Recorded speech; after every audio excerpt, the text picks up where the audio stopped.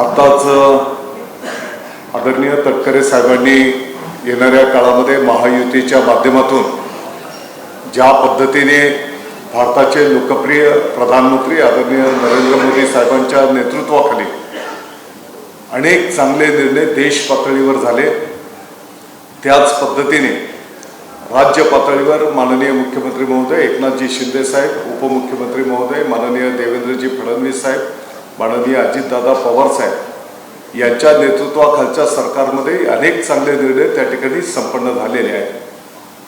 हे सर्व विषय तळागाळाच्या जनतेच्यापर्यंत पोहोचवणं आणि आपण बघितलं असेल की पाठीमागच्या एक वर्षभराच्या पासून शासन आपल्या दारी या मोहिमेच्या अंतर्गत पात्र लाभार्थ्यांना त्यांचा लाभ त्याच्यापर्यंत पोहोचवण्याचं काम त्या ठिकाणी संपन्न करण्यात आलेलं आहे.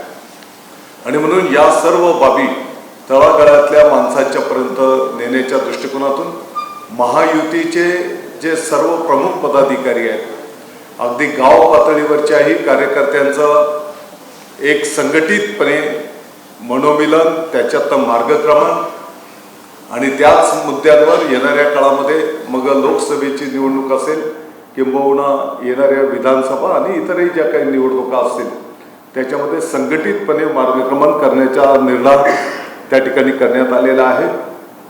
आणि आता जसं सांगण्यात आलं, विभाग पातळीवर, जिल्हा पातळीवर, पुढच्या टप्प्यामध्ये अगदी गाव पातळीपर्यंत त्या ठिकाणी महायुतीच्या सर्व कार्यकर्त्यांचं मेळावे संपन्न करून पुढील रणनीती अगदी तळागाळातल्या कार्यकर्त्यांच्या पर्यंत पोहोचवण्यात येणार आहे.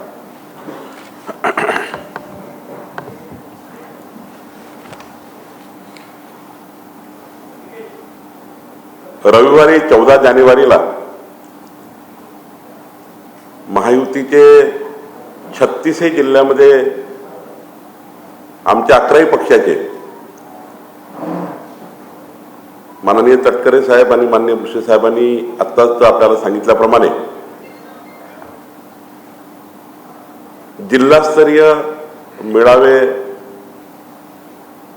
आणि ही संख्या पुढच्या काळात बूथपर्यंत, आमच्या तालुका मंडळापर्यंत एकदा जिल्हास्तरीय मेळावे झाले की पुढे तालुकास्तरीय मेळावे होतील, मग बूथस्तरीय मेळावे होतील. साधारण जानेवारी महिन्यामध्ये संपूर्ण जिल्हास्तर ते बूथस्तर आणि फेब्रुवारी महिन्यामध्ये विभागीय स्तरावरचे मेळावे